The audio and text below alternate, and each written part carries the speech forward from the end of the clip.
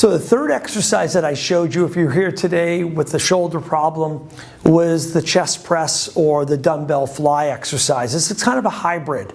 Technically speaking, a bench press is sort of out here with a straight bar.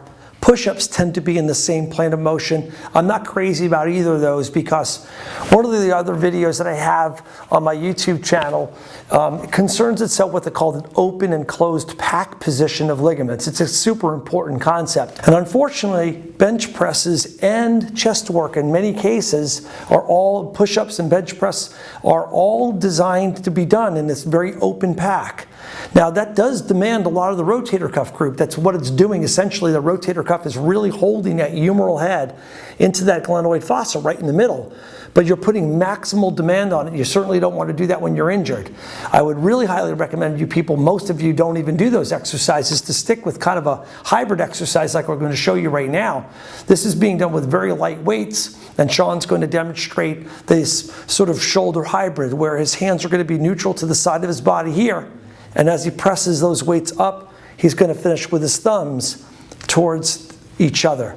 And it's a beautiful, nice rotational position. The shoulder loves this. It loves neutral, as we talked about with that row exercise. The neutral position of a hand brings my humeral bone down and puts much more open space under that acromial bone there. So the subacromial space is larger and therefore much more rehabilitatable. I would actually, from a prevention standpoint, have everybody perform exercises in these more neutral postures, maybe with chest flies and other things, so you can get that pec development without wearing out that shoulder.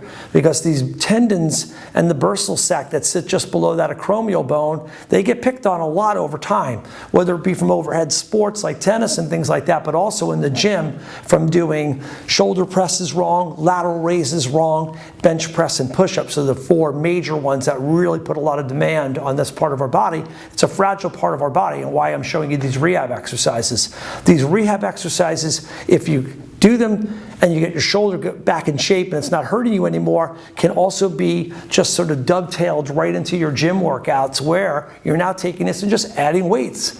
You'll never have a shoulder injury again, and you're going to get better and better, more development without any injuries and any long-term problems. So Sean, let's have you drop the elbows to the ground. On this one, before you start, I want to point out how low Sean's elbows are. Now, he doesn't have a shoulder injury. This is not going to be very easy to do. A lot of times you guys are going to look more like this, like the good side's way down and the bad side's sitting up here, because the front of the shoulder gets stretched a lot. And if it's injured, it's not going to want to do this.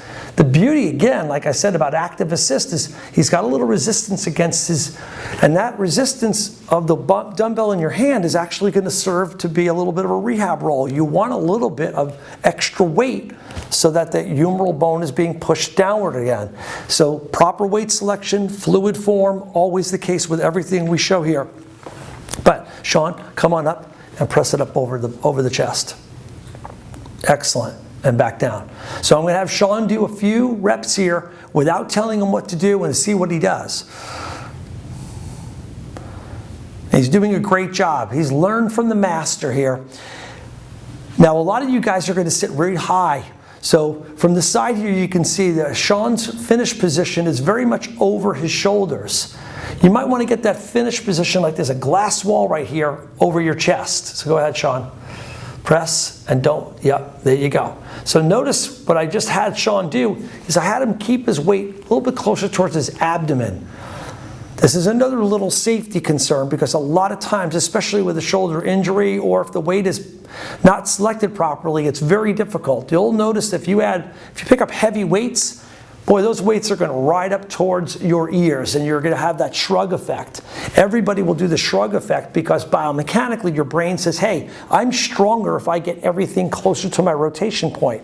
Being further away from a rotation point is biomechanically disadvantageous. And the brain is going to shift patterns, compensation patterns. Most common here in the shoulder area is going to be a hiking pattern or a draw of my shoulder blade up towards my ear, but we don't want that. We want to promote smooth, fluid motions here with the proper weight selection and maybe finishing, as Sean is doing now, a little bit closer to the chest. That might be a little bit too angulated, but right around there would be just dialed in perfect. So again, 3 exercises for shoulder rehab. You got your cable pull downs, which is your beautiful active assist.